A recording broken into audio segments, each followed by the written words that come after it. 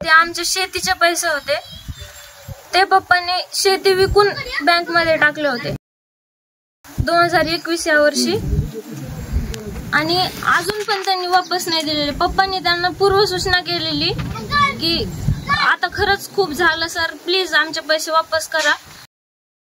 माझे ऍडमिशन त्यासाठी थांबलं होतं आणि ही वेळ अजून कोणावर येऊ नये यासाठी संतोष नाना भंडारी यांच्यावर कारवाई करावी शासनाने, हीच माझी मागणी आहे। कारण त्यांच्यामुळे आज आमच्या पप्पाचा हात आमच्यावरून गेला। आज कुणी नाही आम्हाला बघणार, ना शेती आहे ना पैसा आहे, काहीच नाहीये। आणि माझ्या आईकडे मला पाऊस सुद्धा वाटत नाहीये।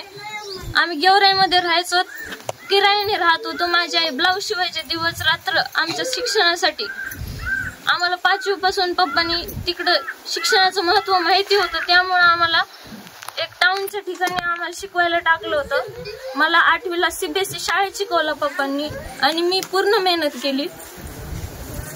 आज माझे पप्पाच माझ्यासोबत नाहीयेत। गावाकडली 3.5 एकर जमीन विकून छत्रपती मल्टीस्टेट मध्ये ठेवली होती मुलांच्या शिक्षणासाठी, आणि मुलांना क्लासेस लावण्याच्या वेळेस आम्ही वारंवार 2 वर्षापासून मागण्यासाठी जात होतो।